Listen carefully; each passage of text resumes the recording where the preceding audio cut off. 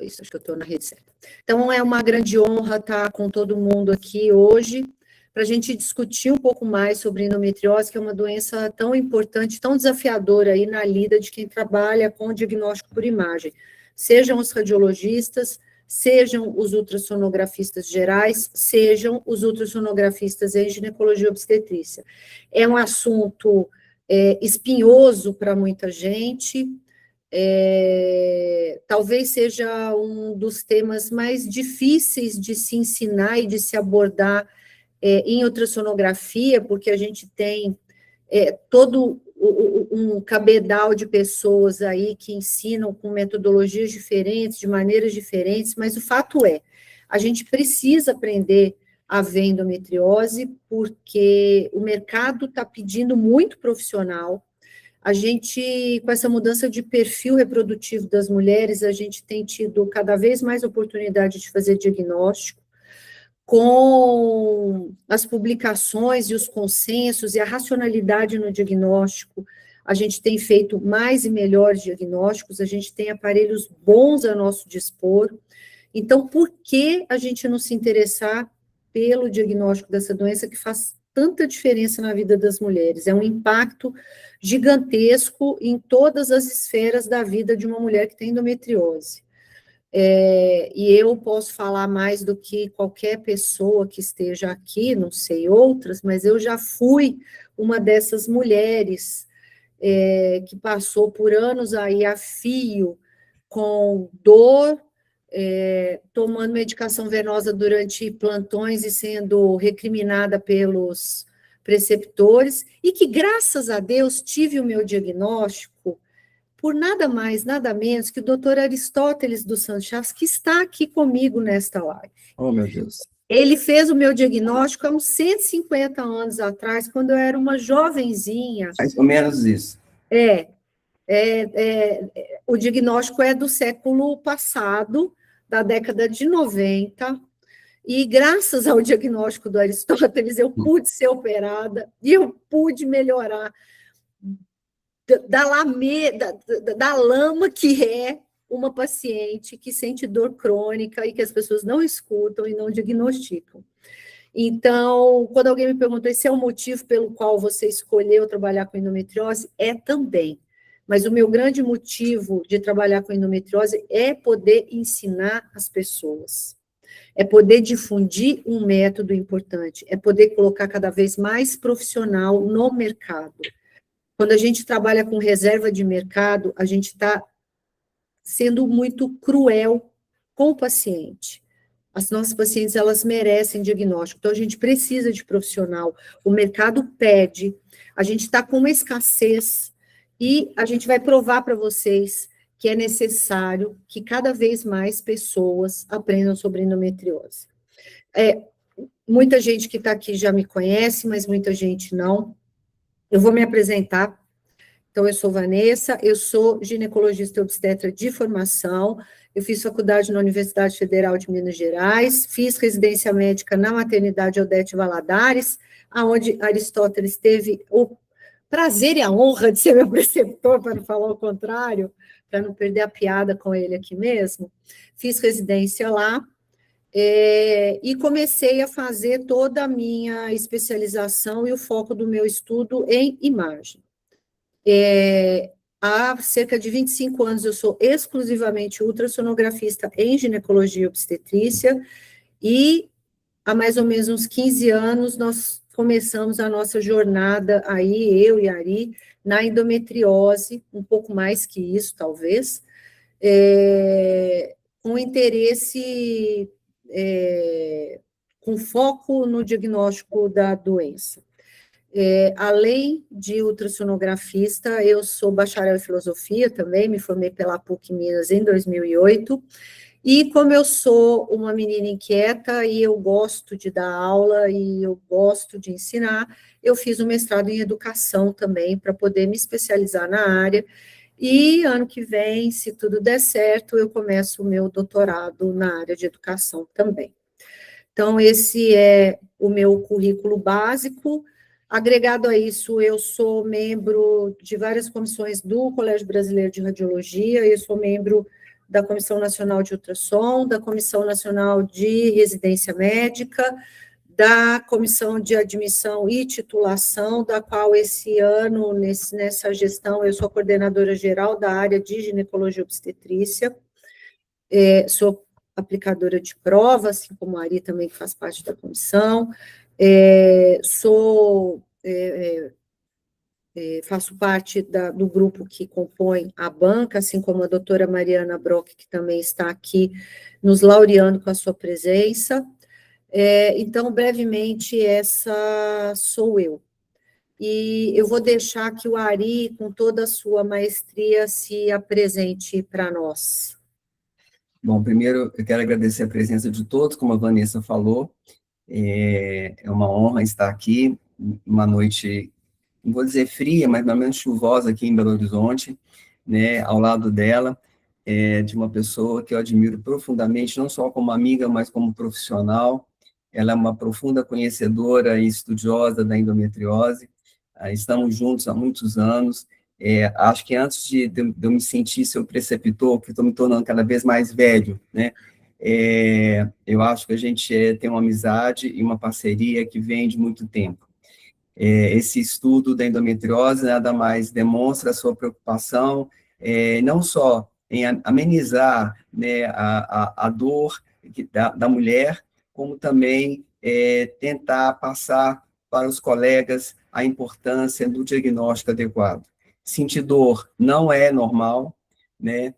Acho que uma das frases do Dia da Mulher que eu vi no Instagram, alguém riscando, rasgando, é uma frase: isso não é normal, sentir dor não é normal. Então, a partir daí, a gente parte do princípio da importância no diagnóstico adequado, né, dessa patologia que acomete tantas mulheres.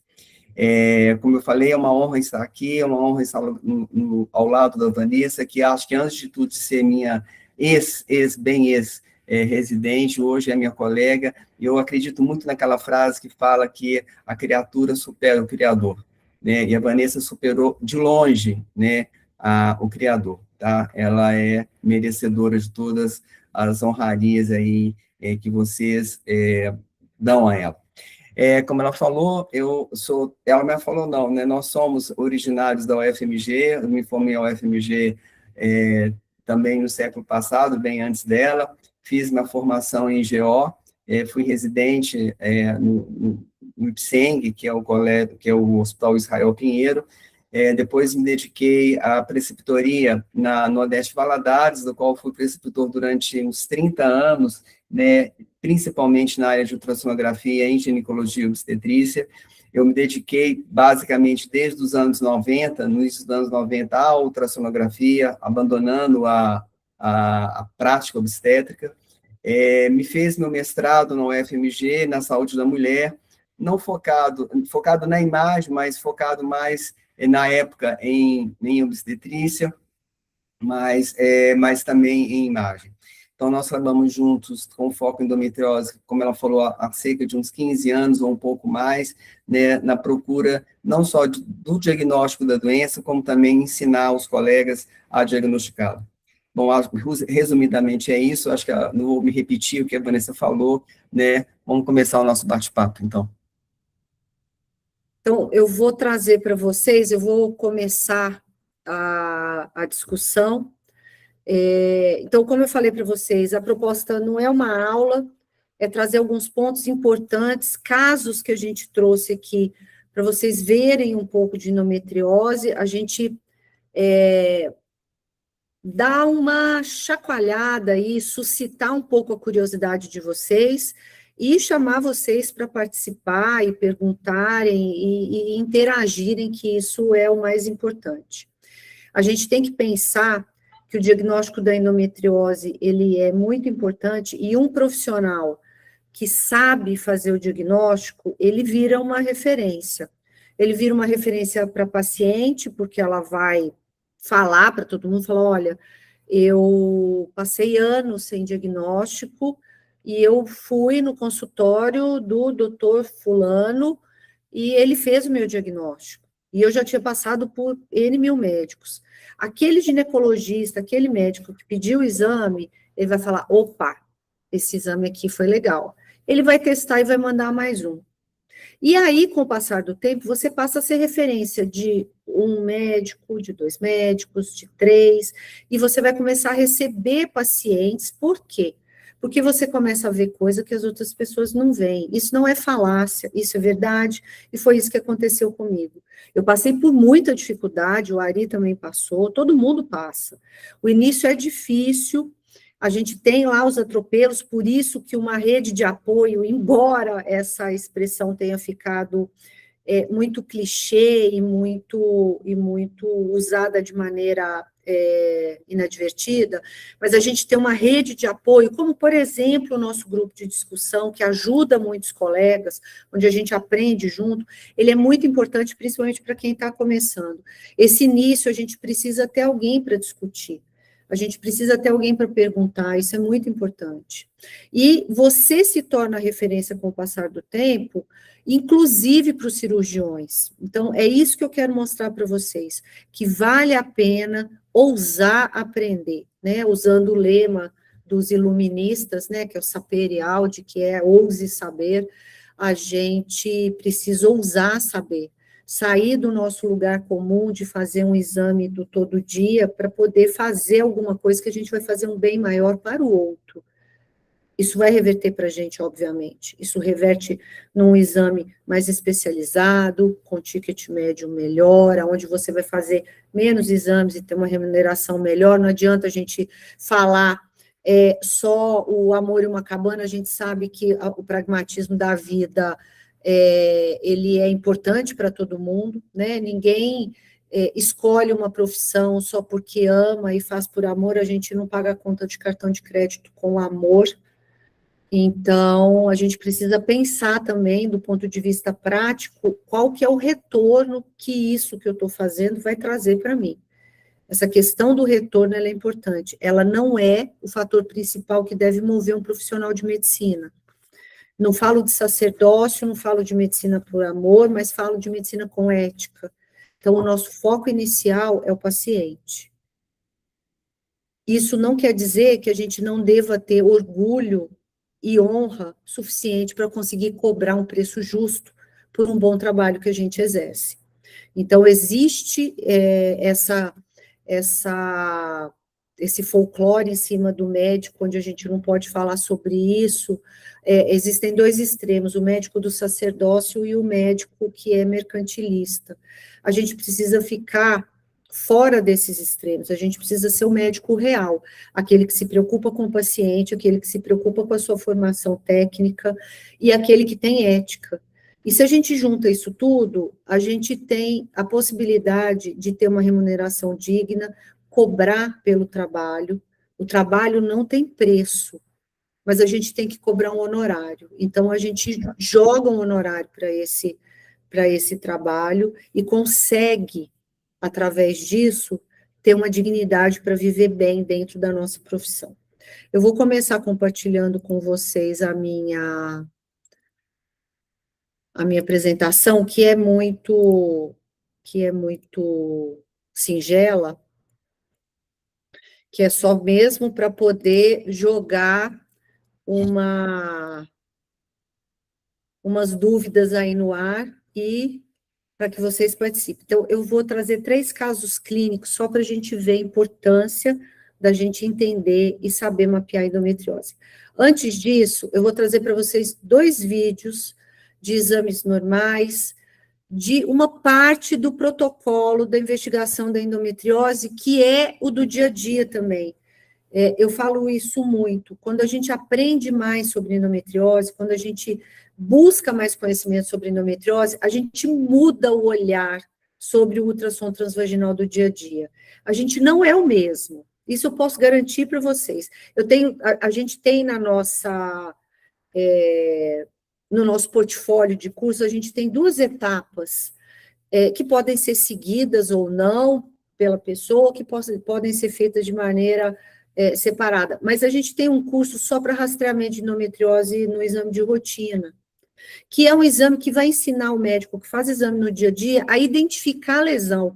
Porque se quem está lá na rotina não aprende a identificar a lesão, essa paciente nunca chega no especialista. Então, a gente precisa de uma base da pirâmide muito boa. Então, quando eu falo, a gente muda radicalmente o jeito de ver o exame, é porque a gente aprende a ver o exame transvaginal com outros olhos. A gente aprende a ver a pelve além de útero e de ovário. O exame transvaginal não se resume a medir útero e ovários. Aliás, isso é o que menos importa. O que importa é a gente ver, tem aderência, não tem, saber a anatomia, saber o que a gente está procurando. Então, nesse pequeno vídeo, é um exame rápido para a gente saber onde estão os ligamentos uterosacros. Você não conseguiu identificar? Então, vê nesse aqui agora. Aqui tem uma legendazinha, ó. Isso é uma báscula lateral do colo, onde a gente consegue ver a porção insercional dos ligamentos. No corte transverso, a gente vê o tórax e virando o transdutor no axial, lateralizando para a direita e para a esquerda, e rotacionando levemente o transdutor 45 graus para que a gente abra o feixe, a gente consegue ver o ligamento em quase totalidade da sua extensão. Eu não sei porque que ele não está passando direto. Então, vejam, na báscula lateral a gente vê a porção insercional. Se tiver um nódulo ali com esse movimento simples, a gente já vê. Roda o transdutor proaxial, para a direita, 45 graus anti-horário, ligamento terço-sacro direito. Esquerda, rotaciona 45 graus horário, ligamento terço-sacro esquerdo. Esses movimentos são simples, não estou dizendo que eles são fáceis e nem estou banalizando o treinamento, mas são coisas que a gente já pode começar a treinar no exame de rotina. Não é difícil, é só ter treino. E aqui, isso aqui é uma pesquisa de endometriose, obviamente tem contraste vaginal, mas isso a gente pode fazer no dia a dia. Essa é a pesquisa do reto e do compartimento posterior, que a gente pode fazer no exame do dia a dia. Eu não estou falando que com isso a gente vai gastar mais 10 minutos, não é essa a proposta. A proposta é que se gaste mais 3, 4 minutos no exame e se faça um exame de uma qualidade muito superior. Aqui a gente testa o slide, a gente vê o compartimento posterior.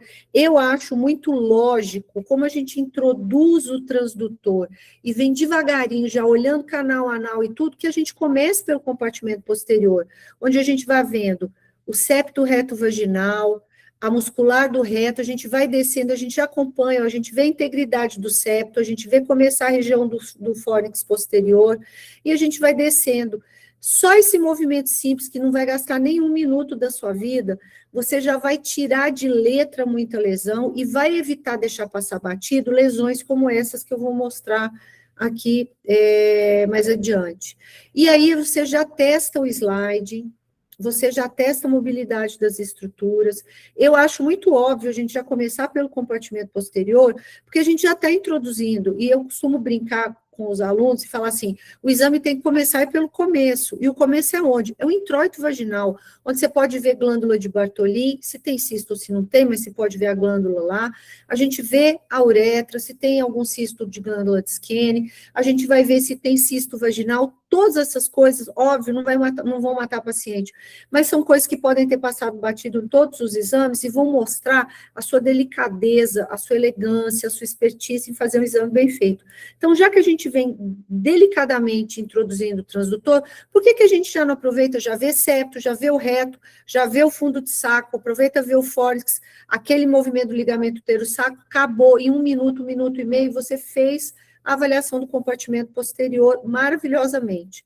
Está em dúvida? Então, aqui, ó, tem legenda, canal anal, primeira curvatura do reto, que está ali mais ou menos 4, 5 centímetros a partir da borda anal, reto baixo, o reto médio já a partir da reflexão peritoneal, e a gente vê ali mais ou menos 7 centímetros da borda anal, a gente vem seguindo o reto, nem precisa de um preparo tão maravilhoso, a gente consegue ver mais 6 centímetros reto alto, e lá na altura do fundo uterino, a junção reto-sigmoidiana. Obviamente, quando a gente tem um útero de tamanho normal. Então, só para vocês verem mais uma vez, com a legendinha, a primeira curvatura bonitinha, ó lá, vocês já viram o septo, estão acompanhando o reto pela camada muscular ali da alça, reflexão peritoneal, que a gente tem mais ou menos 7, 8 centímetros, dali para cima, o reto peritonizado, então a gente já entra no reto médio, mais 6 centímetros a gente está no reto alto, e dali até na pontinha ali,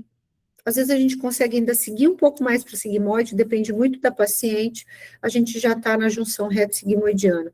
Então, são coisas que a gente pode fazer no exame de rotina, não gastam muito do nosso tempo e tornam o nosso exame muito melhor. Por quê? Porque a gente evita de deixar passar lesões como essa, por exemplo. Isso era uma paciente das muitas que eu atendo todos os dias. Aí muitos de vocês vão pensar, mas horas, a amostra dela é muito viciada. Sim, a minha amostra é muito viciada. Eu não faço exame normal no meu dia a dia, eu não tenho agenda com demanda espontânea, a minha agenda é 100% direcionada para mim. Mas, esse tipo de lesão é uma lesão que quem faz minimamente aqueles passos que a gente falou atrás, que está com o protocolo IDEA na cabeça, faz os 4 passos do IDEA como uma forma de sistematização do exame de rotina, que é o mesmo protocolo que a gente faz para endometriose infiltrativa, a gente pode usar para o exame de rotina de uma maneira muito simplificada. A gente vai olhar o compartimento posterior ali, a gente vai ver o slide, quer dizer, aqui a gente tem uma paciente com útero retroverso fletido, fixo, corpo aderido ao colo, uma grande lesão retrocervical, forma um manto ou uma placa ali que se estende até o fundo uterino, com uma extensão para o reto, onde a gente vê uma lesão grande, com repuxamento aí do segmento, já com partes ali que parece que tem infiltração já da submucosa, porque a gente tem aqueles picos proeminentes em direção a submucosa, isso é um indício de infiltração da submucosa, não só da muscular, e a gente vê uma obliteração do fundo de saco. Então, essa lesão, o especialista, o que essa placa atinge, se é fórnix, se é ligamento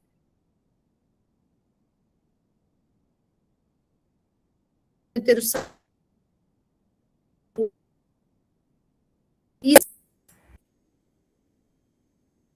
Houve uma... lesão de alça, ela vai pausado, Ari? Tá pausando. Voltou? Voltou. Tá.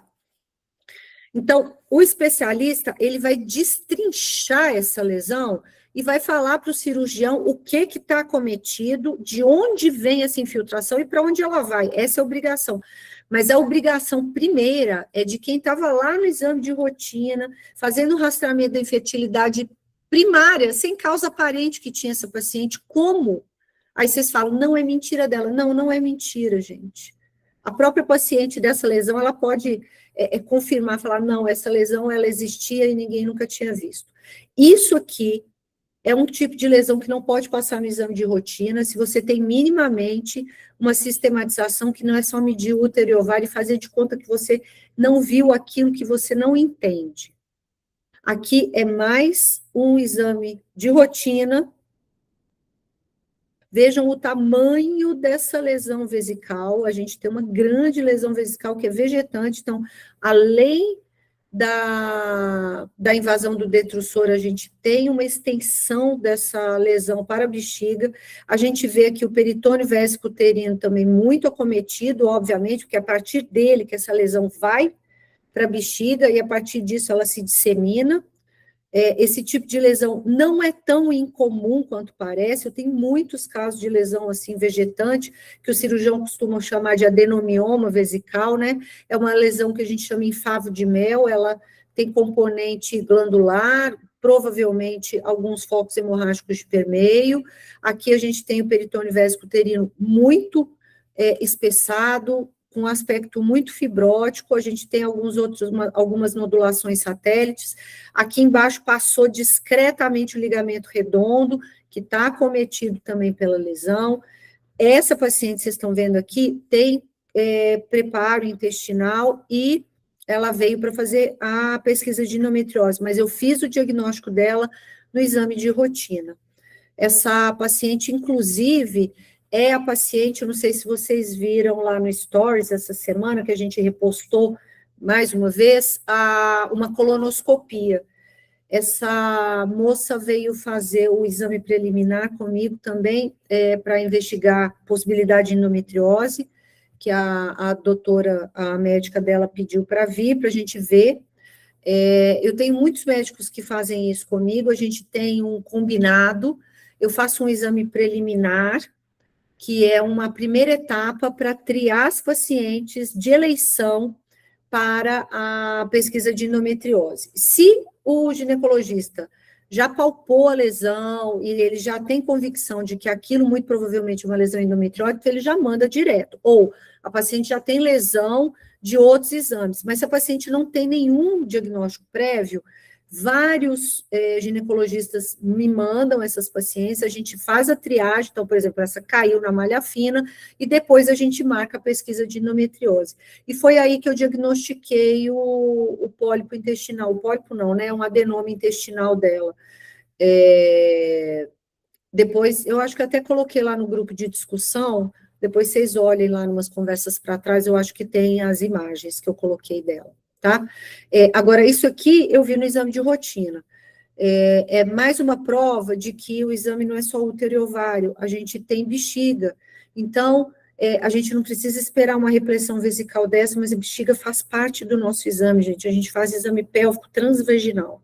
Então, a gente precisa olhar a bexiga. E foi porque eu olho a bexiga que eu consegui ver essa lesão gigantesca, que oblitera o recesso anterior, que vai lá para o útero, que causa infiltração do miométrio, levando a uma adenomiose externa, acomete ligamento redondo, mas só você vendo essa lesão, triando e falando que tem essa lesão, já está ótimo, a paciente vai chegar onde ela precisa. E por último, esse último exame feito na rotina, vejam que não tem preparo, não tem contraste vaginal, uma grande lesão retrocervical, a gente vê aqui esse nódulo grosseiro, muita fibrose, aderido aqui no ovário, que está bem heterogêneo, tem endometrioma, a gente vê muita fibrose aqui, uma lesão em placa grande, pegando os dois úteros sacros, a região do tórax uterino, principalmente o útero sacro esquerdo, que está muito acometido, a gente vê uma lesão grande, bastante processo fibrótico, bastante aderência. Então, às vezes, você não consegue identificar a lesão, porque o ovário está com um contorno mais irregular. Esse paciente é recente, ó, 5/3, para vocês verem. Eu tirei essa imagem recentemente para trazer para vocês. Está bem fresquinha. Às vezes você não consegue ver a lesão, mas você vê que o ovário está aderido, ele está fora da posição habitual dele, ele se move com o útero, tudo isso pode ser indício de que a paciente tem endometriose. Aqui, além de tudo, essa lesão grande que começa lá no fórnix, ela invade a vagina. Vamos ver aqui no início do vídeo de novo. Eu gosto de gravar vídeo grande, que eu começo a ver a lesão, eu fico empolgada. Então, vejam aqui, olha o tamanho dessa nodulação. O Ari, a Mariana e os ginecologistas de plantão concordam comigo, isso aqui é plenamente palpável no exame ginecológico. Então, muitas vezes, os gaps, eles estão em posições diferentes, às vezes no consultório, às vezes no ultrassom. Como nós aqui, o nosso papel é de imaginologista, nós vamos tentar fechar o gap que está na nossa falha de não diagnosticar a doença. Isso é uma paciente que pode ou não ser sintomática. E uma outra coisa, não esperem só pacientes muito sintomáticas. Não são só elas que vão ter a endometriose, elas são as que mais têm. Mas a gente precisa estar sempre atento ao exame, porque essa paciente, por exemplo, ela tem pouquíssimos sintomas, pouquíssimos. Um pouco de dor na hora de ter relação. Então essas são as perguntas que nós vamos fazer depois. Agora eu vou passar a palavra para o Ari, para ele compartilhar os casos dele. Bom, gente, a Vanessa, como sempre, brilhante, né? Não canso de elogiá-la. Os casos mostram claramente a importância de a gente fazer um exame de rotina bem feito. Lesões grandes, lesões que não poderiam ser passadas desapercebidas em qualquer exame ultrassonográfico. O exame ultrassom endovaginal não pode durar, não precisa durar muito tempo, mas ele tem que ser bem feito. A gente tem que tentar visualizar um pouco mais, além do, como sempre a gente fala, além do útero e ovário. Uma simples passada, uma simples penetração com o transdutor, a gente consegue ver o septo retrovaginal, consegue ver o fórnix vaginal, consegue ver os ligamentos uterossacros, que tem uma curva de aprendizado talvez um pouco mais longa, mas a gente vai acostumar o nosso olhar a ver esses detalhes. E lembrando sempre que a endometriose, ela não é a lesão grande, né? A gente não precisa esperar essas lesões enormes que a Vanessa viu, né, no exame de rotina, né? A gente tem que treinar o nosso olhar, né, para tentar identificar essas pequenas lesões. E lembrando sempre, eu vou repetir isso várias vezes, o ultrassom endovaginal, ele não é um exame doloroso. Ele é um exame que incomoda, mas não é doloroso. Então, se doeu, tem que ter tem que ter algum motivo, né? E a gente tem que procurar esse motivo.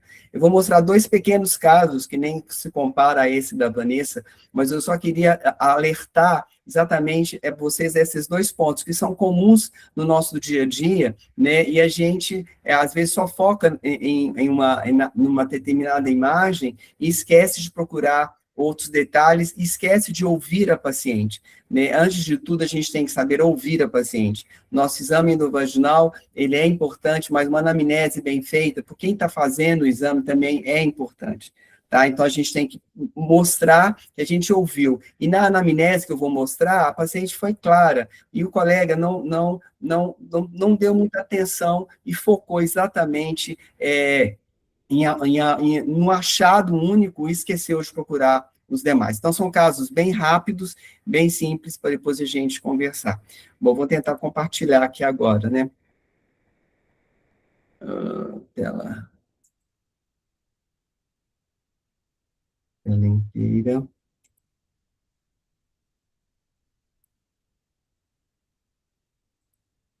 Está compartilhado? Sim, apareceu. Apareceu? Bom, então, gente, a pergunta é, adenomiose ou algo além? Né? Essa paciente, ela tinha 36 anos, ela teve uma cesariana há 8 anos, a queixa que teve no primeiro exame que ela fez, isso em janeiro de 24, ela tinha uma dismenorreia intensa, que ela considerou como intensa, progressiva, né? Ela relata uma dispareunia que ela não soube caracterizar bem, se superficial ou profunda, ela não soube caracterizar bem, pelo menos está descrito no laudo.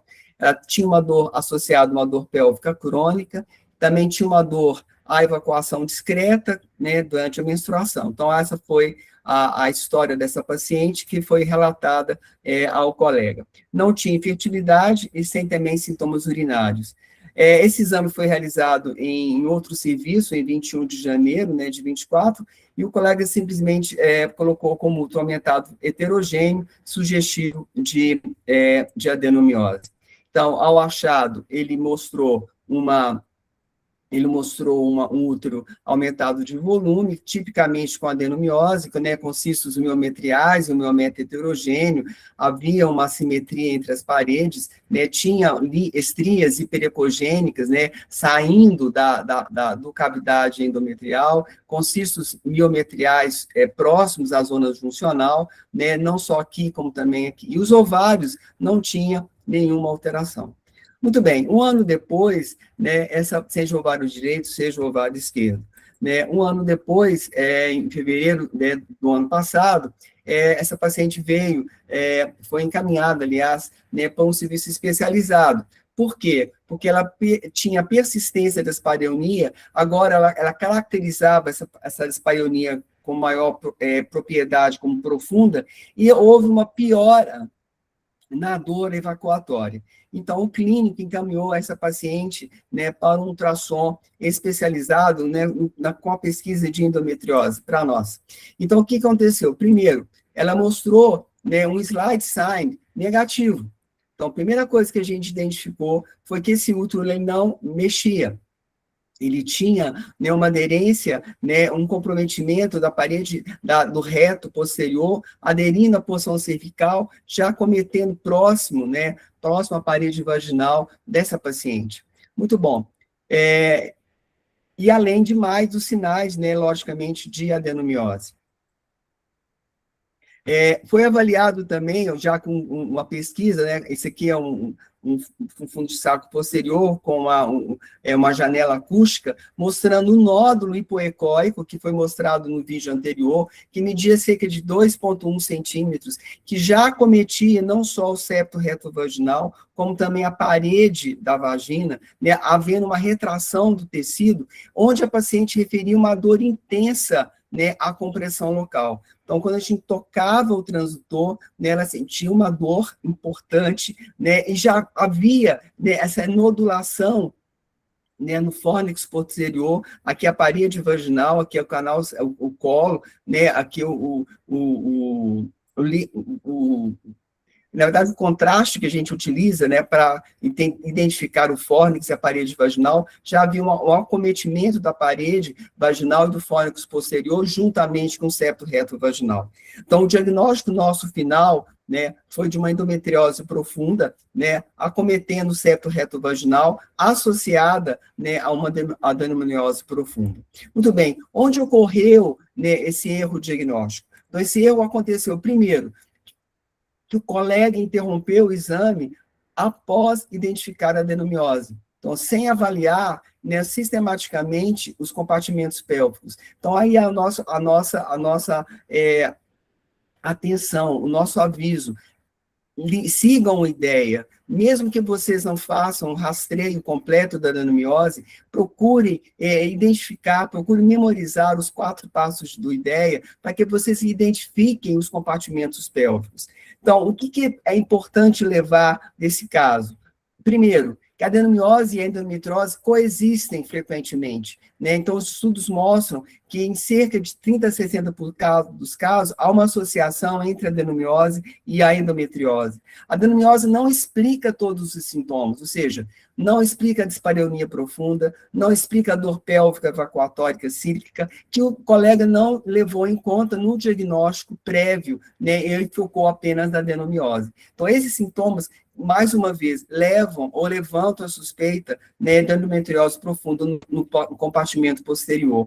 E o slide sign, que nós podemos fazer no nosso exame de rotina, ele pode revelar, né, quando o nódulo ainda não foi identificado, né, que esse útero está comprometido, a mobilidade dele está comprometida. Então, encontrar a adenomiose no ultrassom não encerra a investigação da dor pélvica, né? Então, a pergunta que todo ultrassonografista tem que fazer é: existe algo além da adenomiose?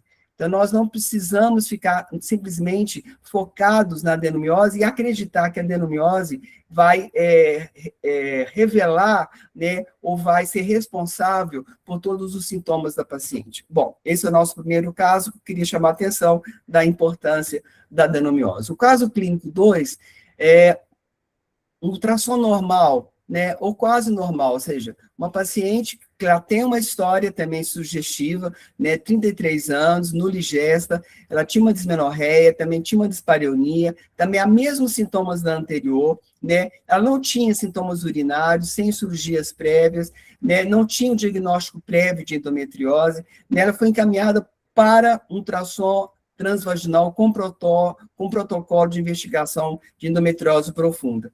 Bom, o primeiro teste, né, o primeiro teste foi feito da mesma forma, foi o slide sign, e também houve um deslizamento, né, a ausência do deslizamento entre o útero e o reto, ou seja, ela tinha um comprometimento, né, já da parede posterior da vagina, já acometendo o reto, né, acometendo, né, o septo retovaginal, como no exame anterior. Muito bem. Houve também um achado, né, um espessamento hipoecóico irregular, né, de mais ou menos 0,9 centímetros, localizado, né, no ligamento uterosacro esquerdo, que já acometia, né, a parede, né, muscular do reto. E a paciente também referia dor, né, intensa na compressão local. Então, esse é um vídeo mostrando, né, a presença da nodulação, né, no ligamento uterosacro esquerdo, né, que foi visto anteriormente, mostrando um slide sign negativo, né, ou seja, não havia uma mudança da posição adequada do útero, né, com uma presença de uma imagem nodular aqui no ligamento uterosacro à esquerda. Muito bem.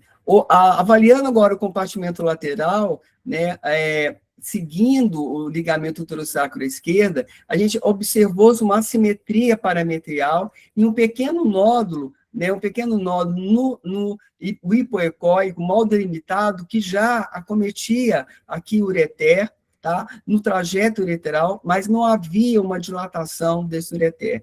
Então, havia um comprometimento do paramétrio à esquerda, tá? Havia um comprometimento do ligamento uterosacro também à esquerda, havia uma aderência, né, dessa imagem nodular junto ao ureter, mas sem uma dilatação importante desse ureter também à esquerda. Então, o diagnóstico sugerido foi uma endometriose profunda envolvendo o ligamento uterosacro à esquerda, o paramétrio esquerdo, sem endometrioma ovariano. Então, o que eu quero mostrar com esse caso é que essa paciente ela não tinha nenhum outro achado, né, ovariano, né, e sim um acometimento de outras partes da pelve dela, ou seja, um acometimento do ligamento uterosacro, bem como do paramétrio à esquerda, mas sem um comprometimento ovariano, sem a presença do endometrioma ovariano. Então, o que levar desse caso que eu queria mostrar? Que a metade dos pacientes com endometriose não precisa necessariamente ter um endometrioma. Então, não esperemos que essa paciente com queixa, né, uma paciente com sintomas de endometriose, de dor pélvica, tem endometrioma. E o não achado do endometrioma não invalida, né, não faz com que a gente não procure os focos de endometriose na região pélvica. Então, isso reforça a importância, né, do exame sistemático da pelve. Então, o slide sign é importante, ele é um marcador importante, porque ele vai demonstrar, como foi falado N vezes pela Vanessa, a doença retrocervical, né, o acometimento do fundo de saco posterior. Então, o que eu quero chamar a atenção é que no encontro de uma lesão, né, endometriótica, ou seja, um endometrioma, nós não devemos procurar outros focos menores, como eu falei, da endometriose pélvica. A dor ao transdutor vai aumentar a sensibilidade diagnóstica, eu quero reforçar isso, né, a chamada Tenderness Guide Ultrasound vai revelar o local da lesão, então é importante que a gente fique atento, né, a esses pequenos sinais que a paciente tem. Às vezes, paciente com uma endometriose extensa não é tão sintomatológica, não tem tanta uma sintomatologia como essas que com pequenos focos de endometriose acometendo pequenos ou poucos lugares da pelve dela. Então, a endometriose parametrial, ela pode ser pequena, né? Ou seja, aquelas lesões menores que até 1 centímetro podem ser subdiagnosticadas. Então, atentos a essas lesões pequenas, né, da endometriose. Bom, era isso que eu queria mostrar para vocês.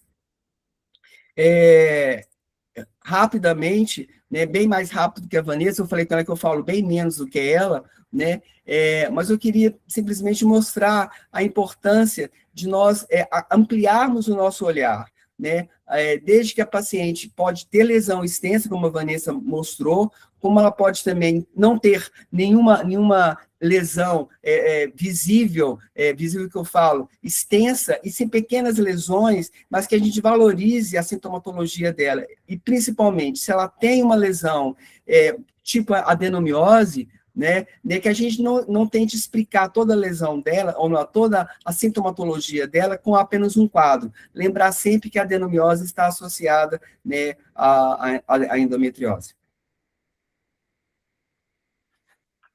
Ari, os casos foram ótimos, viu? E você falou muita coisa importante. Eu falei com a Vanessa que esses casos eram simples, né? O caso simples, mas eu acho que vale a pena a gente reforçar esses conceitos, né?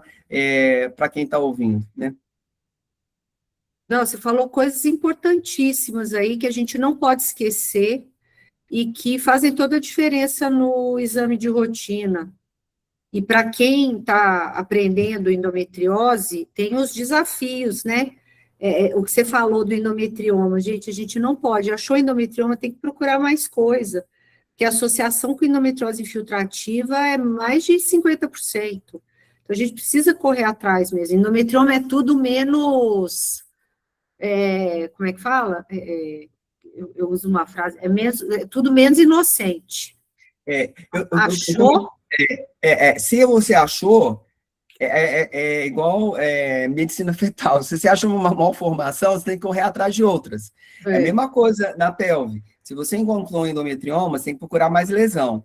Mas o outro lado também outro lado também é importante, né, Vanessa? Se você tem uma paciente com queixa, vai atrás.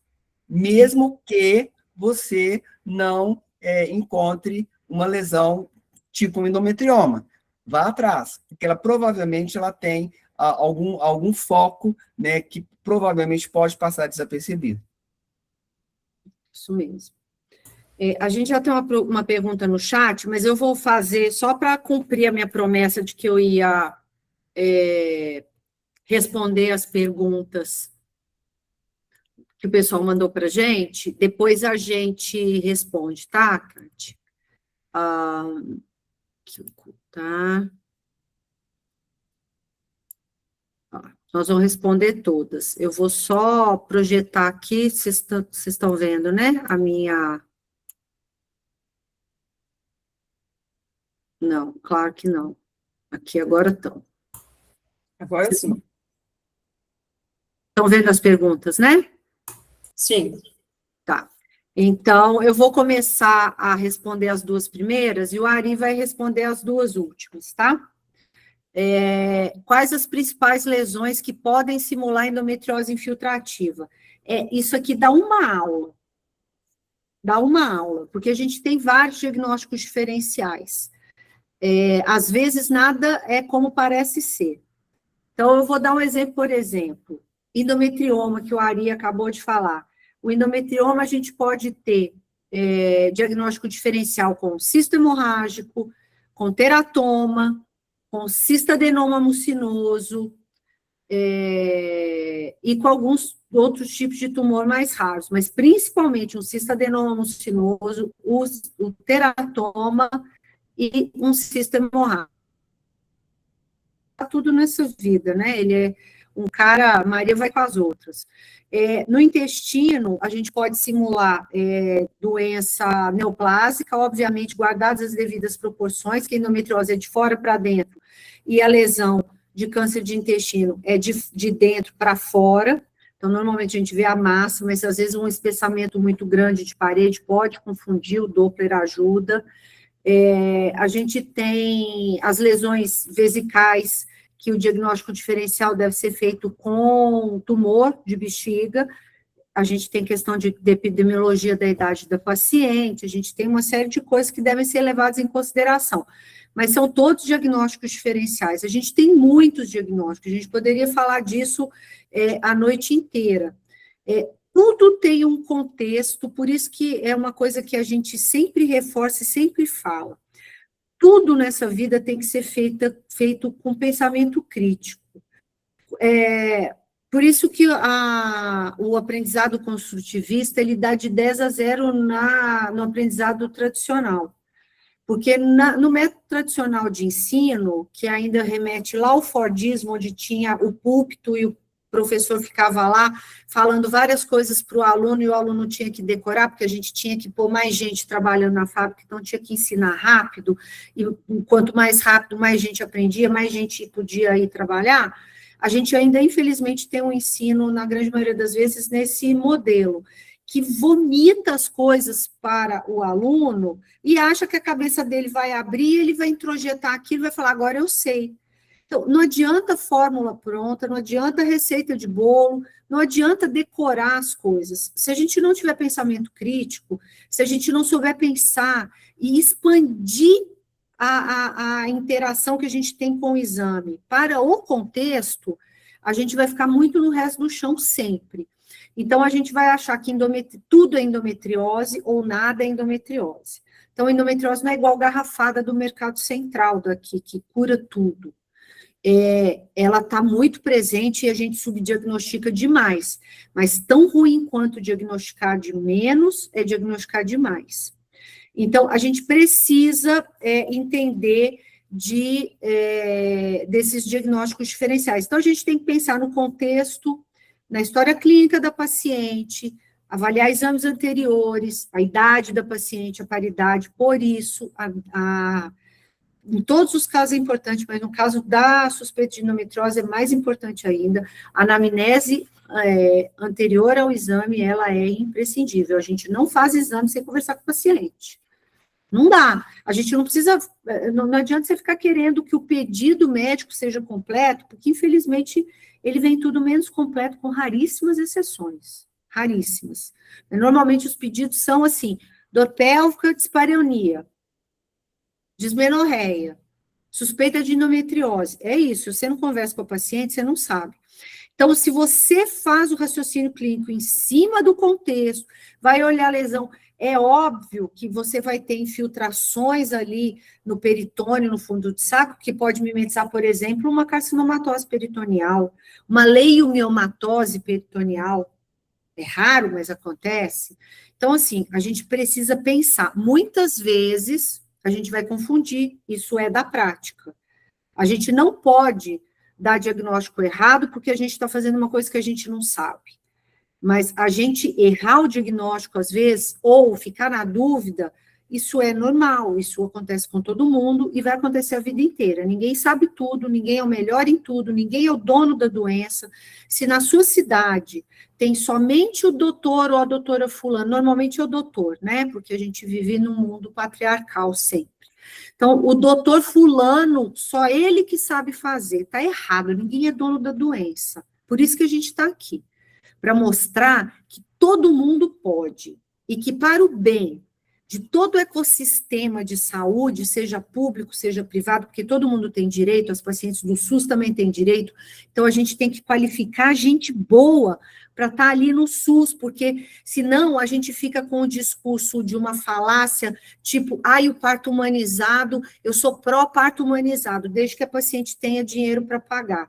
Então, o parto humanizado é para todo mundo, é para a mãe da favela que tem 5 filhos e que tenha direito à mesma assistência de que quem tem grana e mora no bairro mais rico da cidade. É isso. Porque senão a gente cria uma bolha e acho que a gente está fazendo bem também. Então, a gente tem que trabalhar para qualificar gente boa, para trabalhar no SUS, que essas pacientes também têm direito.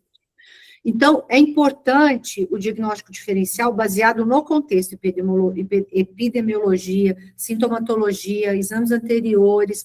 Teve alguma dúvida? A ressonância, ela é muito boa para complementar a ultrassonografia transvaginal. A gente vai ter oportunidade de discutir isso no curso, a gente vai ter oportunidade de discutir isso outras vezes.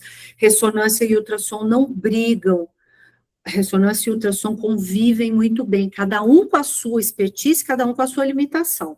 Nenhum é melhor que o outro. O ultrassom é de primeira linha, porque é o que é feito primeiro, é o mais fácil, é o mais disseminado, é melhor que a ressonância em algumas coisas, e a ressonância é melhor que o ultrassom em outros pontos, tá?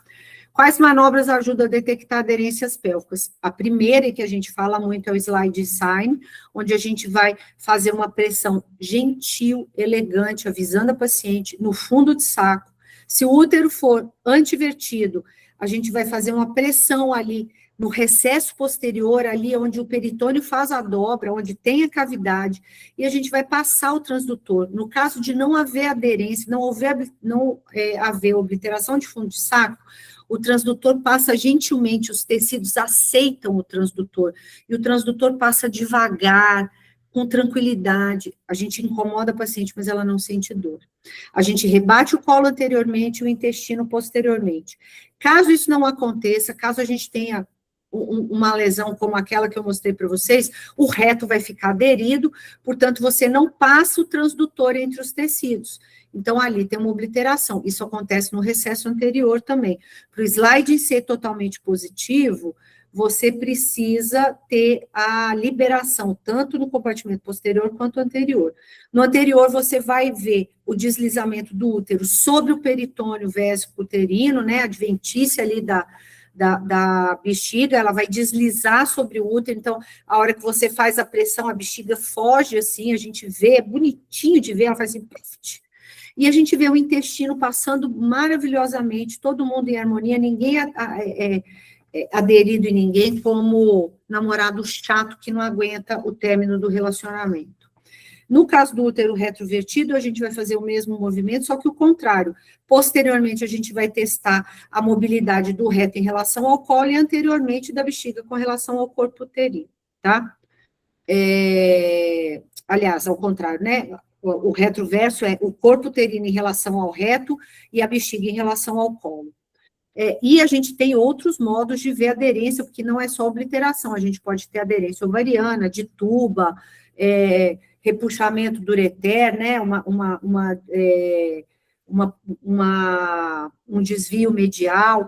O ovário, ele tem que ser livre, a gente faz uma pressão bimanual também, gentilmente, avisando a paciente, a gente empurra um pouco contra o transdutor e vem com a mão por cima e vai fazer o deslizamento ali do ovário. Ele não pode estar nem cefalizado, nem retrouterino, fixo, isso tudo significa aderência, não necessariamente obliteração de fundo de saco, mas é um sinal indireto, é um sort marker para endometriose, essa imobilidade ovariana, essas aderências, o ovário localizado em lugares não habituais, e a dor sítio específica, como o Ari bem falou. Ari, vou deixar agora você responder as duas últimas. Bom, são as duas últimas e, assim, bem comuns, né? Como diferenciar a aderência de cesárea de aderências de endometriose em um exame sem preparo? Bom, hoje a gente sabe que a cesariana aqui no Brasil é um carro-chefe, apesar de talvez esteja mudando um pouquinho, estimulando ao parto normal, mas a cesariana ainda é um problema. Bom, como é que eu diferencio, né? Eu acho que acredito que também seja o mesmo caso da Vanessa. Primeiro, você vai ver a morfologia. Normalmente, a cicatriz da cesariana ela é mais ecogênica, né? Ao passo que a endometriose, que o foco de endometriose, ela é mais hipoecogênico. E outra coisa é a seguinte, a paciente, quando a gente faz o slide sign, como a Vanessa acabou de falar, né, há uma obliteração, se houver uma obliteração do recesso anterior, por causa da endometriose, essa obliteração é maior. Né? No caso da cesariana, ela é mais pontual, ela é mais ao nível, né, ou na região da cicatriz da cesariana. Então, essa avaliação dinâmica é importante, apesar das duas terem essa dificuldade, mas a cesariana ela é mais restrita, né, à cicatriz da cesariana, ao passo que a endometriose, ela pode acometer todo o espaço vésico uterino. Outra coisa, a cicatriz da cesariana, né, ela não acomete a parede vesical, né, ela fica restrita, né, a cicatriz mesmo da cesariana, né, ao passo que a endometriose, ela pode acometer o músculo detrusor, pode acometer a mucosa vesical, o que vai diferenciar da cicatriz da cesariana.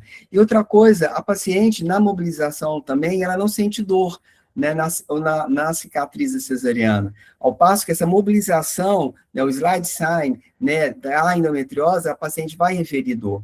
E clinicamente, essa paciente não tem dor porque ela tem uma obliteração ou porque ela tem a cicatriz da cesariana. Ao passo que a paciente com endometriose, ela vai ter aquela dor cíclica, né, aquela dor associada à menstruação, ela vai ter uma dor, uma dispareunia, ela pode ter uma dispareunia, então associada à endometriose. E lembrando que, do ponto de vista ultrassonográfico, né, os focos de endometriose, elas são hipoecogênicos, né, enquanto que na cicatriz é uma linha fibrosa, ecogênica, né, restrita à própria cicatriz. Eu não sei se a Vanessa quer complementar com alguma coisa, mas o que eu consigo imaginar em termos de diferenciação entre endometriose é basicamente isso. Não concordo em gênero, número e grau, você foi completo. Vai ter hora que a gente vai ficar em dúvida? Claro, por causa da aderência. Óbvio, porque tem muita fibrose. A gente tem que lembrar que endometriose é uma doença crônica inflamatória que dá fibrose. Então, assim, a gente não tem resposta para tudo o tempo todo. Uhum. Se aquilo for uma aderência de cesárea, se tiver invasão de bexiga, você vai ver. Se não tiver, aquilo é o simples foco de endometriose, o cirurgião tira de letra. Você precisa avisar para ele, olha, ali tem aderência, ali tem um tecido estranho, eu não tenho certeza se ali tem uma infiltração de endometriose ou é só fibrose da cesariana. Ok, ele precisa saber disso. O que você precisa fazer é ser o GPS do seu cirurgião. O cara que faz, a pessoa que faz, o médico que faz ultrassom de endometriose com preparo, com pesquisa, a sua responsabilidade é extrema. Por quê? Porque você é o GPS do cirurgião. Você vai colocar o colo prócto, você vai colocar o uro lá dentro ou vai tirar. Você vai deixar a paciente fazer ultrassom, a cirurgia com um cara mais experiente ou com menos. É você que vai mandar. E se você manda um laudo ruim para o cirurgião, ele nunca mais vai te mandar. Se você mandar um laudo que tinha uma aderência no ureter, uma lesão invadindo o ureter e não viu, e ele entrou sem cirurgião uro, ele vai ficar possesso. Por quê? Porque ele vai deixar serviço mal feito lá, e a culpa é de quem? É sua que fez o ultrassom. Óbvio, a culpa é minha, eu jogo em quem eu quiser, a frase é muito certa. Então, é isso. Então, a gente precisa ter um extremo cuidado. A gente tem que ter o cirurgião do lado da gente, o médico do consultório também. Mas quem vai ver e comprovar o que você falou no seu laudo é o cirurgião. Porque o médico do consultório, ele vai acreditar em você. Mas o cirurgião, ele vai comprovar ou não o que você está falando. E aí é que tá, aí a gente vai separar o joio do trigo, porque se você fez o exame ótimo, o que não quer dizer ver 100% das lesões, mas é mapear o máximo que você puder, com o máximo de detalhamento, olha, isso está aqui, aquilo está ali, ele vai se programar, olha, eu vou ter que tirar um pedaço de alça de 10 centímetros, ou, não, aqui desse jeito eu vou fazer uma ressecção discoide, não, aqui eu vou fazer um shaving. Então, tudo isso faz parte do planejamento dele, e é você que vai falar. Ou seja, você está fazendo indiretamente a cirurgia. É isso. E aí, se aquilo é uma aderência ou se não é, a gente vai ver, ele vai ver ali na hora. Eu concordo plenamente com a Vanessa. Você tem que descrever que ali tem uma aderência. Pode ser ou não endometriose, é uma outra conversa, mas você não pode deixar as outras lesões passarem. Né? Isso que vai fazer a diferença na cirurgia da paciente. Ou seja, se ele vai ter que entrar ou não com um urologista, né, que você vai ter que ver se tem realmente uma lesão a nível do ureter ou não. E o tipo de lesão também que tem no intestino, se ele vai ter que entrar com coloprop, você também, nós temos que fazer. Então, essa dúvida, né, se é aderência por cicatriz ou por endometriose, em algumas vezes vai ter mesmo. Né? Mas é sempre lembrar que a endometriose ela é uma lesão hipoecogênica, né? Então, se a gente tiver esse detalhe, né, na maioria das vezes, ou grande parte das vezes, não sei se a Vanessa concorda, a gente vai ser capaz de fazer essa diferenciação, né? Bom, eu também acho difícil ver endometriose em como seria em pacientes obesas, né? Então, assim, é uma dificuldade sua, é uma dificuldade minha, é uma dificuldade de todos nós.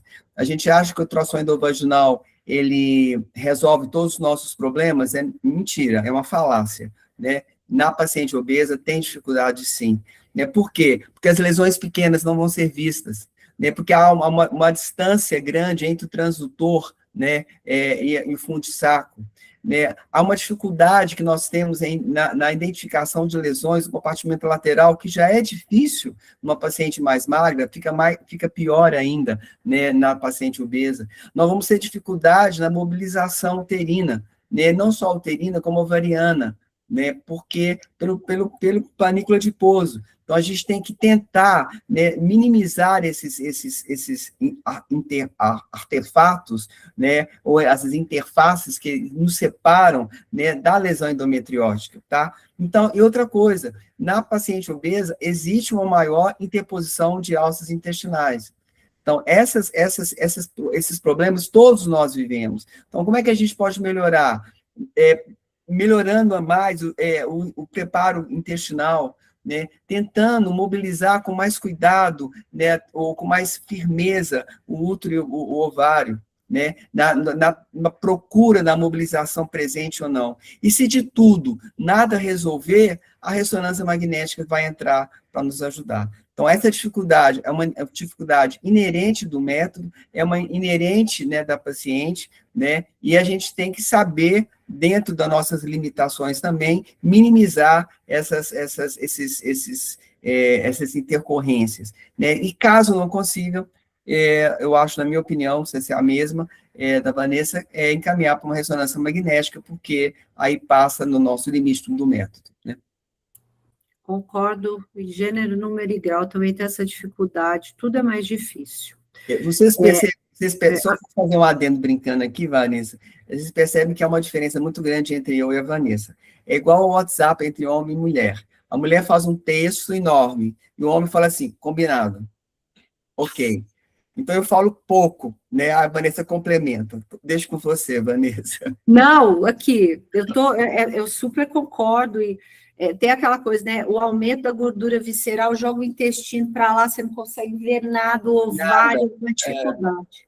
É a mesma dificuldade que a gente tem uma pergunta aqui, você tem alguma dica técnica para útero miomatoso, quando tem muita sombra? É difícil também, mas a gente consegue ver ali na região retrocervical, e a mesma coisa de paciente obeso, se o útero for muito grande, se estiver muito difícil, e você não está conseguindo mapear a endometriose, a ressonância é fundamental para complementar, porque não adianta a gente brigar contra limitação técnica da técnica, do exame. Então, às vezes, o útero é muito grande, é difícil de você avaliar o ureter, é difícil de você ver paramétrio, é muito difícil. Às vezes, a região retrocervical é mais fácil de ver, mas o restante fica muito difícil, muito difícil. Não sei se o Ari concorda. Não, eu concordo plenamente. O útero miomatoso atrapalha em tudo, né? Até pela via do vaginal. Tem certos úteros miomatosos que a gente não consegue fazer nada pela via do vaginal sem pela via suprapúbica. Então, o que limita mais ainda, né, a identificação de lesão. Né, você pode ver o espaço, como você falou, retrocervical, né, o fórnix vaginal, a parede posterior da vagina, mas às vezes, ou o ligamento uterosacro mais próximo ali do tórax, né, mas as demais lesões vão ficar prejudicadas pela própria limitação da quantidade, né, do espaço que ele ocupa na pelve, né, do espaço que ele ocupa na pelve. Só uma pergunta que me fizeram, que eu te faço também, Vanessa. E o preparo intestinal, ele é essencial no exame ultrassonográfico? Então, isso é super polêmico, né? Que todo mundo fala, né? É essencial, precisa ter o preparo intestinal, né? Então, polêmicas. É uma polêmica, né? É uma polêmica. Eu faço com preparo, e eu acho o seguinte, como a gente está ali precisando ver lesão muito pequena, eu acho que o preparo ajuda demais. Minimamente, o que se tem que fazer, quando, por exemplo, a paciente recusa a fazer o preparo, ou não quer, ou então acontece igual eu ouvi outro dia, eu tenho alergia laxante, né? Enfim, negócio que nem é absorvido, mas enfim, né? Nem eu que sou celíaca. Para essas pacientes, pelo menos, o flitienema. O flitienema eu acho fundamental. Sem ele, eu acho que atrapalha a gente demais, assim, aquela quantidade de gás. E eu acho que gás demais no delgado também, junta ali no fundo de saco, eu acho, pode ser uma alimentação minha. Eu prefiro fazer com preparo intestinal. Eu sou old school, eu faço com preparo, eu coloco contraste vaginal, dá para fazer sem tudo. Óbvio, as lesões maiores a gente vê, principalmente quando a gente tem muita experiência. Agora, eu acho que para quem está começando, o preparo intestinal é fundamental, que eu acho que facilita, dá uma clareada ali e vai facilitar para a pessoa. Não, eu também concordo. Eu já vi isso em várias aulas, que vezes colegas que não utilizam o preparo intestinal, acho que é desnecessário. Mas eu compartilho com você. Eu acho que você podendo fazer o preparo, você vai ter uma visibilização muito melhor das lesões, principalmente da parede posterior do intestino, que não são comuns, mas podem ter, mas que o gás vai atrapalhar, né? Então, assim, eu também, dos exames que eu faço, eu recomendo, né, e utilizo, né, o preparo intestinal. Tem uma pergunta, apareceu aqui a Ana, não sei se você tem você, tá. se a gente recusa. Se a gente recusa exame. Então, eu não recuso. Eu vou falar do ponto de vista de CBR, e eu já fui parecerista em uma consulta, não com relação ao exame ginecológico, mas com relação a um exame obstétrico de uma paciente obesa, que o colega se recusou a fazer o morfológico de primeiro trimestre por falta de capacidade técnica, que não tinha resolução e tal, e o colega teve um problema com isso. O que o CBR entende é que a gente não deve recusar exame, a não ser que seja um pedido esdrúxulo de solicito ultrassom de tireoide para uma paciente que é tireoidectomizada, né? Escrito ultrassom para tireoide, usando um exemplo muito tosco, né? A não ser que o pedido seja raio-x, uma paciente grávida, coisas do tipo. Mas no nosso caso, qual que é a orientação? É que a gente não recuse os exames, que a gente tente fazer o exame da melhor maneira possível, com todos os recursos possíveis técnicos, e que todas as limitações do exame elas sejam descritas no laudo e que seja recomendada a complementação adequada para aquele paciente de acordo com cada contexto clínico. Então, assim, a não ser que seja, volto a falar, um pedido muito esdrúxulo, a gente não deve recusar. Obviamente, cada pessoa tem um tipo de paciente com o qual lida, tem uma demanda, e tudo tem seus contextos. Eu acho que a gente tem que usar o velho e bom senso. A gente tem que ser pragmático, objetivo, né? Tem que ter uma lei, tem que ter um código que oriente tudo. Mas eu acho que dentro dos contextos a gente pode pensar. Eu nunca tive nenhum problema a ponto de recusar um exame de endometriose, e já fiz muito exame sem indicação. Infelizmente, exames que, assim, conversando com a paciente lá, você via que não tinha indicação para fazer pesquisa de endometriose. O paciente poderia fazer um ultrassom de rotina bem feito, para dar uma rastreada geral, ou poderia fazer o manejo do sintoma, mas enfim, né? A minha resposta é não, eu não recuso. Você recusa, Ari? Não, de maneira alguma. Eu faço a mesma coisa que você faz, assim, eu coloco as minhas limitações, o que eu encontrei, eu deixei de encontrar por causa, o porquê que eu o porquê que eu deixei de encontrar, ou seja, das limitações técnicas. É a mesma, eu não sou um fetólogo, mas é a mesma coisa quando se faz o morfológico. A paciente também é obesa, então eu vou colocar aquilo que eu vi, aquilo que eu não vi, simplesmente relato. E o porquê que eu não vi, né? Então, assim, recusar exame, jamais. O Ari, a Samanta me deu uma incumbência de várias dúvidas que ela tem lá das pessoas que acessam a plataforma, e ela me pediu para fazer uma pergunta para a gente responder. Eu queria que você começasse e eu termino. Tá. Doutora Vanessa Aristóteles, depois dessa discussão tão rica sobre endometriose infiltrativa, eu queria fazer uma pergunta que eu acredito que muitos colegas aqui também têm. Para o médico que está assistindo agora e percebeu a importância de aprofundar esse tema na prática clínica, o que ele encontra dentro do curso? E como vocês estruturaram o treinamento para ajudar o médico a ganhar mais segurança no diagnóstico da endometriose infiltrativa? Bom, acho que essas duas perguntas a gente pode, na minha opinião, resumir numa só. Eu acho que ele vai encontrar no curso uma associação entre a teoria e a prática. Ou seja, nós preparamos, né, uma teoria rica, atual, baseada em evidência, né, de como se fazer um rastreio, né, da endometriose de uma maneira sistemática, sem deixar, ou sem tentar deixar passar nenhuma lesão importante. A estruturação do curso foi exatamente nisso, ou seja, primeiro na teoria, né, separando o estudo dos compartimentos pélvicos, não só o compartimento anterior, posterior, lateral, o médio, mas a busca da endometriose, que a gente chama de endometriose extrapélvica, ou seja, tudo isso dentro de uma teoria bem embasada, né, nos artigos mais atuais, nos conceitos mais atuais da pesquisa de endometriose. Associado a isso, tem a prática. Eu acho que eu não acredito que não exista um aprendizado sem prática. Os dois têm que caminhar juntos. A curva de aprendizado, para alguns é mais rápida, para outros é mais longa, né, mas é uma curva que todos nós temos que passar. Então, assim, nós estruturamos de uma maneira em que a pessoa vai ter a teoria, né, que todos nós precisamos ter, eu acho também isso é fundamental, associado a isso, a prática, ou seja, ver lesões, acostumar o olhar, né, a gente precisa acostumar o olhar, né, e na procura dessas lesões, e só vamos ter isso através de exames, através da prática, né, então, assim, a gente procurou estruturar dessa forma.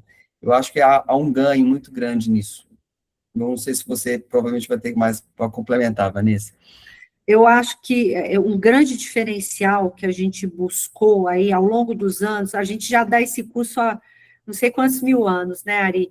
E toda vez que a gente dá uma nova turma,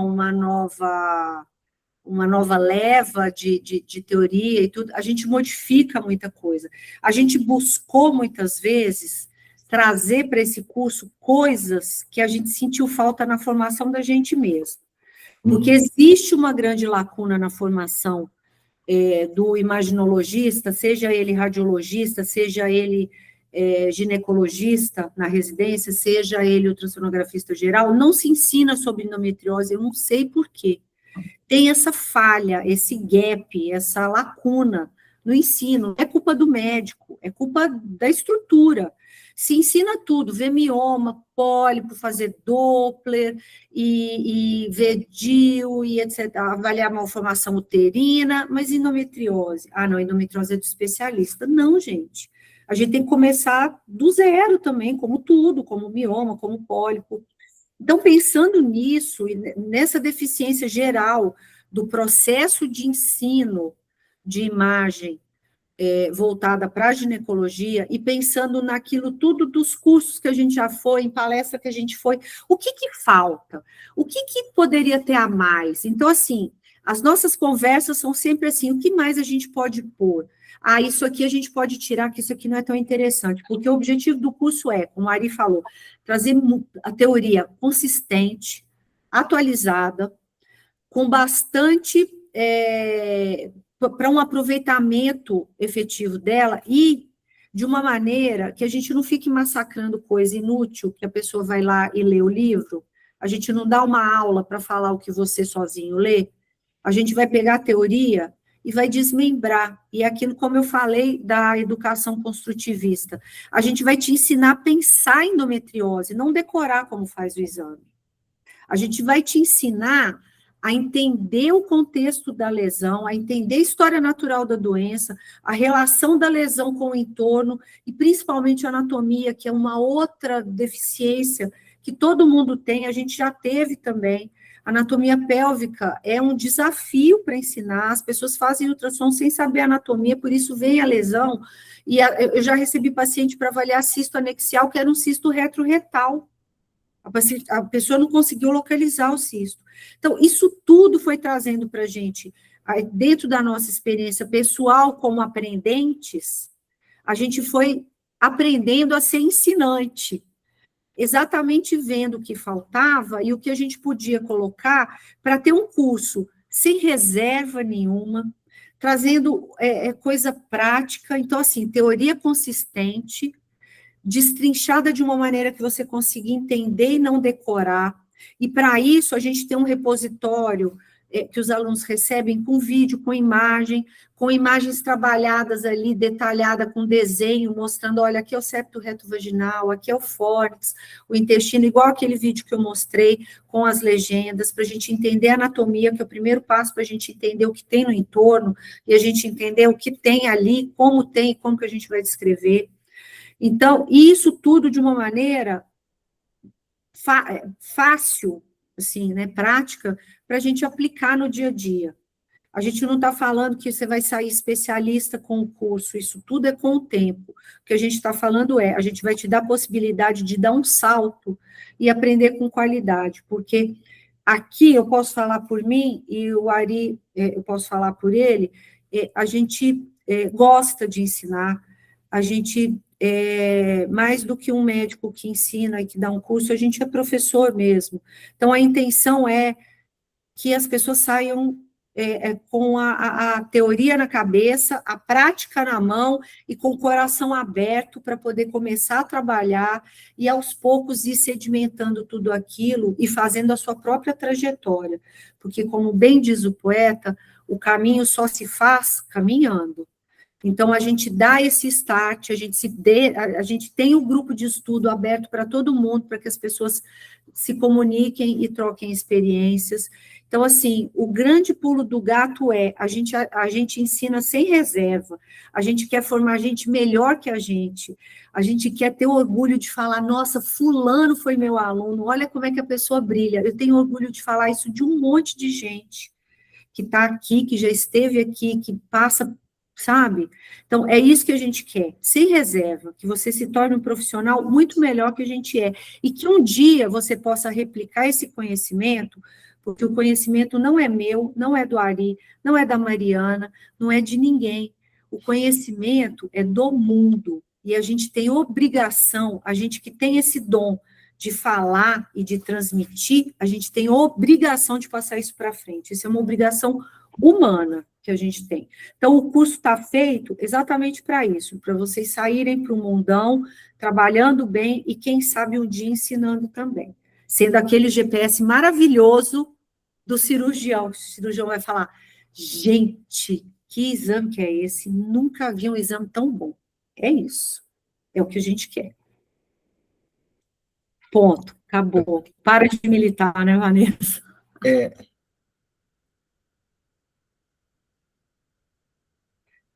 Acho que deu um break lá na Vanessa.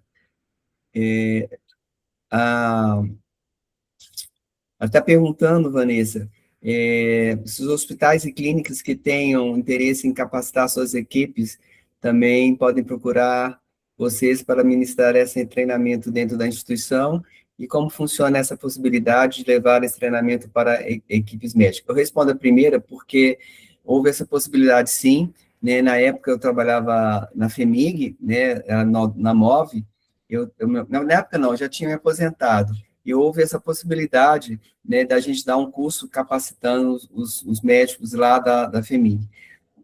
Não foi para frente por questões institucionais, um hospital público, e acabou que a maternidade Odete Valadares não pegou o serviço da pesquisa de endometriose. Esse serviço foi para o Júlia Kubitschek, né, que é um hospital aqui de BH, então acabou que não foi para frente, mas há sim essa possibilidade, houve essa possibilidade que não foi efetivada por questões políticas, né, da instituição FEMIG, que deslocou o serviço, né, para outro hospital. Agora você responde a segunda pergunta, Vanessa, como funcionaria essa possibilidade de levar esse treinamento para as equipes médicas? A gente pode levar, eu recentemente estive em Recife, a gente leva o mesmo curso, e com a vantagem da pessoa não precisar viajar, a gente pode ir, a gente faz o mesmo esquema, as aulas síncronas online, com o mesmo material didático, um repositório de vídeos e imagens, com um repositório de artigos também, a gente faz uma curadoria de artigo, inclusive tem artigo agora até de 2026 lá no repositório, a gente entrega isso tudo e a gente vai fazer o treinamento em company, a gente faz o treinamento dentro da clínica, com o aparelho da pessoa, capacitando a equipe para poder fazer esse exame que tem tanta demanda, né? Eu acho que tem muitos lugares que precisam, porque tem poucos profissionais fazendo, e às vezes deslocar o profissional para outro lugar, o profissional vai deixar mais dias de trabalhar, e você fazendo isso dentro da própria empresa, é muito mais vantajoso para o serviço, que não perde em termos do movimento e de agenda, né? Então, assim, se precisar, a gente vai, super tranquilo, é só combinar com antecedência que a gente se programa. Falando que é para dar aula e para dar curso, a gente vai em qualquer lugar. 21h32, gente, acabou que a gente excedeu mais do que deveria no horário, não era para terminar tão tarde assim. Queria agradecer a todos que estão aqui até esse horário, ouvindo um pouco e aprendendo sobre endometriose. Quem não está no grupo de discussão, o convite está aberto, é um grupo só para discussão de ultrassom, e que tem muita discussão boa. O pessoal manda muito caso, a gente aprende muito, inclusive, eu estou mandando 2 artigos lá neste momento, que eu tinha esquecido, para sustentar aí um pouco do que a gente falou, um sobre a adenomiose, sobre os fenotipos da adenomiose, falando sobre a complexidade da adenomiose, que é tão complexa quanto a endometriose, é uma doença também que tem várias faces, então ela é uma doença que não é única, ela é uma doença multifacetada. Esse artigo está bem legal, e um artigo sobre a avaliação de útero sacro, avaliação pélvica, está lá, os artigos estão abertos lá no grupo, a gente compartilha muita coisa. Quem não está lá, não perde tempo, é bem legal. E a gente é gente boa também, eu acho que vale a pena a amizade, né, Mariana? Obrigada. Obrigada por tudo, por todo mundo estar aqui. Obrigado pela paciência, enfim, falo por mim, e até lá, se Deus quiser. Espero que vocês se animem, viu? Um abraço. Final do mês nós estamos lá. Um abraço a todos, gente, boa noite, bom descanso, e até os próximos eventos. Estamos aí bolando outras coisas. Fiquem atentos às redes sociais.